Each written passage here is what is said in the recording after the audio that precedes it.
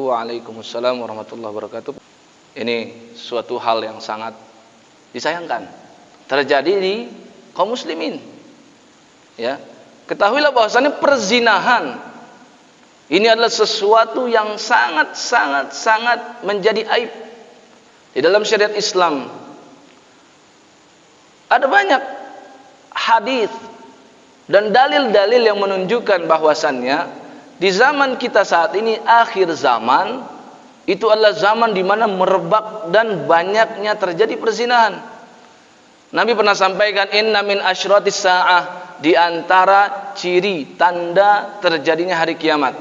Yang beliau maksud adalah tanda kiamat yang terjadi berulang-ulang dan terus-menerus. Bukan kiamat yang besar itu, bukan. Yaitu apa? An yurfa'al ilmu, ketika ilmu mulai diangkat. Maksudnya para ulama banyak yang wafat. Wa yakthurul jahlu, kalau sudah seperti itu berarti kebodohan semakin melebar.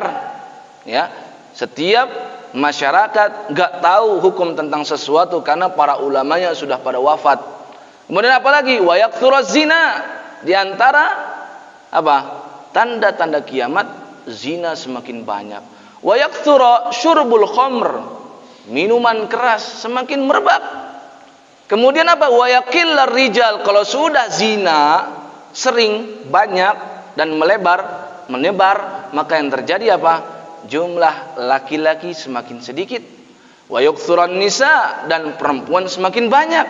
Hatta yakuna li khamsina imra'atin, sampai 50 orang wanita itu untuk siapa? Untuk al-qayyimul wahid, untuk laki-laki yang satu. Berarti maksudnya perbandingannya 50 perempuan, 1 laki-laki. Dan coba lihat data statistik di Indonesia saja. Ya, jumlah penduduk berapa ratus jiwa, kalau dilihat perbandingan antara laki-laki dan perempuannya jauh lebih banyak. Ini sudah tanda kiamat. Ya. Maka jangan sampai kita semakin mempercepat kiamat. Dan perzinahan ini terjadi sebenarnya faktornya itu dari kita juga. Faktor keluarga ini sangat penting, yang paling terpenting. Ingat, bapak-bapak dan ibu-ibu sebagai siapa? Sebagai yang bertanggung jawab atas anak-anaknya. Ingat, Nabi SAW pernah berpesan, ma taraktu ba'di fitnatan adarra 'ala rijali minan nisa. Tidak pernah aku tinggalkan suatu fitnah. Maksudnya seperti Nabi SAW. Nabi SAW tidak pernah meninggalkan sesuatu fitnah yang lebih buruk dan lebih berat ujiannya bagi laki-laki kecuali fitnah perempuan. Banyak sekali orang tua yang membiarkan anak-anaknya pergaulan bebas. Sekolah itu ikhtilat, bercampur baur antara laki-laki dan perempuan. Dari keluarga sudah begitu dibebaskan. Belum dari siapa lagi? Dari masyarakat sekitar. Berapa banyak orang-orang, Pak, yang memiliki kos-kosan, memiliki kontrakan, tapi nggak diperhatikan siapa yang ngontrak, siapa yang ngekos. Yang laki-laki di sebelah dengan perempuan.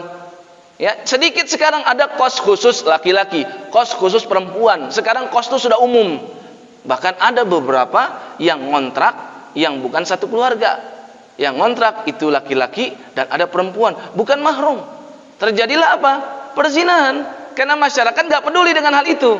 Dibilangnya apa? Ya sudahlah, mereka kan mau sama mau, suka sama suka. Belum lagi dari negara abai terhadap yang seperti ini. Kebanyakan negara itu memperhatikan apa?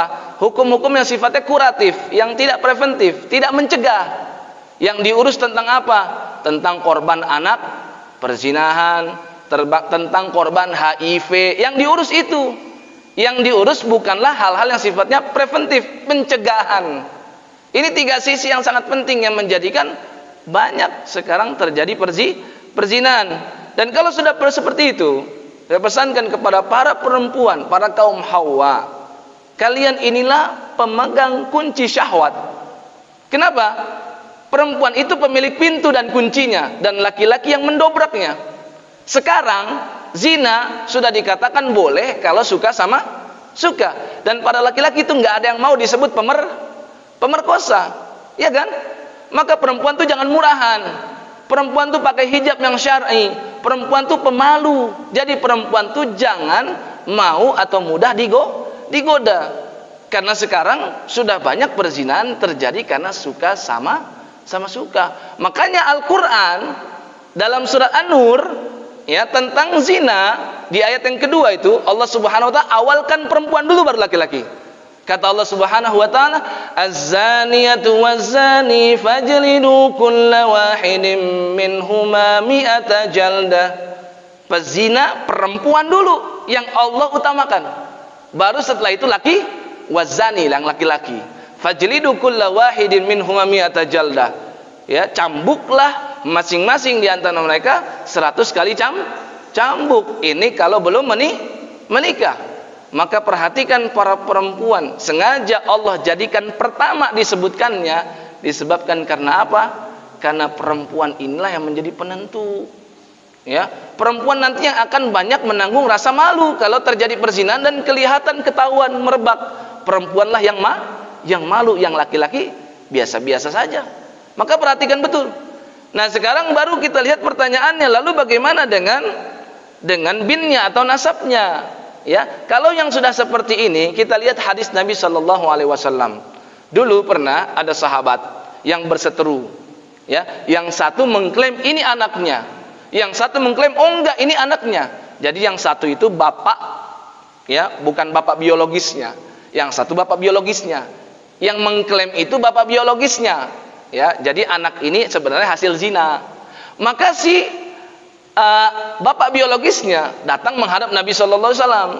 Ya, Rasul akhirnya dengarkan perseteruan itu. Maka Nabi Shallallahu Alaihi Wasallam tanyakan kepada bapak biologisnya, kenapa kamu katakan ini anakmu? Padahal dia itu dalam keluarga laki-laki yang satunya lagi. Maka dia mengatakan, ya Rasul, aku dulu dulu berzina dengan ibunya. Nah ini lahirlah anak ini. Jadi dia mengaku dirinya adalah bapak biologisnya. Ya, kemudian kata Nabi Shallallahu Alaihi Wasallam, ketahuilah la di'wata fil Islam. Sudah enggak ada lagi klaim-klaim pengakuan anak dalam agama Islam. Zahaba amrul jahiliyah. Orang yang suka ngaku-ngaku ini anak saya itu adalah perkara jahiliyah. Islam sudah datang, aku sudah ajarkan kata Nabi SAW, Al-Quran sudah diturunkan, enggak ada lagi yang namanya klaim-klaim pengakuan atas anak zina. Jadi Nabi sampaikan, maka beliau katakan lagi apa? Al-waladu lil firash walil akhir al-hajar. Ya, al-waladu lil firash. Anak itu milik siapa? Milik al-firash. Milik si suami yang sah. Maksudnya adalah apa? Kalau dia berada dalam keluarga yang pasangan suami istri itu sah, maka dia adalah anak dari bapak tersebut. Walaupun sebenarnya secara biologis dia bukan anak asli dari bapak tersebut. Walil akhir al-hajar, karena Allah sudah tetapkan al-hajar, kesialan itu bagi yang berzina. Dalam hal ini yang berzina sialnya pertama dia dihukum had. Kalau dia adalah orang yang pernah menikah, rajam sampai mati. Kalau dia adalah orang yang belum menikah, berarti dicambuk 100 kali. Itu kesialan pertama. Kesialan yang kedua, anak hasil zinanya tidak dianggap anak dia. Jelas nggak sampai sini? Ya. Jadi nasab yang ditanyakan perempuan ini adalah nasab siapa dong? Nasab dari ibunya. Bukankah Nabi Isa di dalam Al-Quran banyak itu?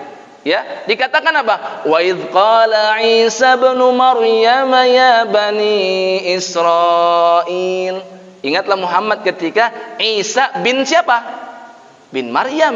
Nabi Isa enggak punya ayah, maka dibinkan kepada ibunya. Jadi anak-anak hasil zina, binnya jangan bin kepada bapak biologisnya. Jelas? Jadi binnya kepada ibunya dia. Sama seperti anak-anak mula'anah. Mula'anah itu adalah sumpah yang terjadi antara suami dan istri karena si suami menuduh istrinya berzina dan istrinya enggak ngaku. Ya, maka 4 kali sumpah bahwasannya dirinya benar atas klaimnya, dan kalau saya salah, sumpah yang kelima saya akan mendapat laknat.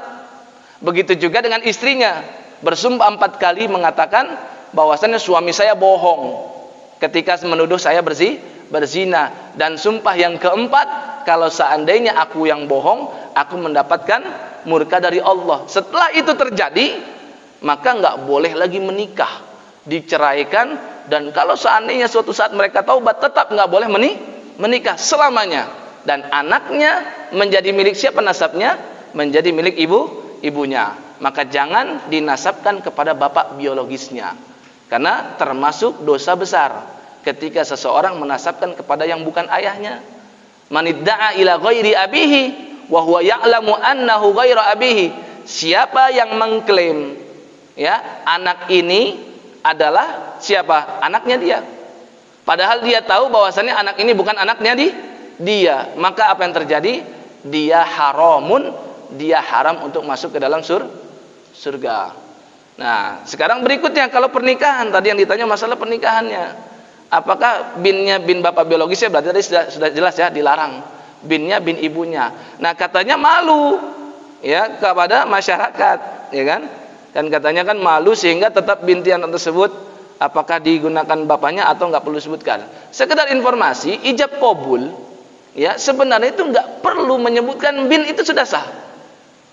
Ya, sering kan kita temukan ijab qabul, saya nikahkan ya, perkataan wali ya kan kepada mempelai laki-laki, saya nikahkan Ananda siapa fulan bin fulan dengan fulanah bin fulan. Sebenarnya kata bin itu enggak wajib, karena dalam syarat pernikahan dalam mazhab Asy-Syafi'i dan mazhab-mazhab yang lain itu yang terpenting az-zaujan, kedua mempelai itu muayyanan itu jelas spesifikasinya.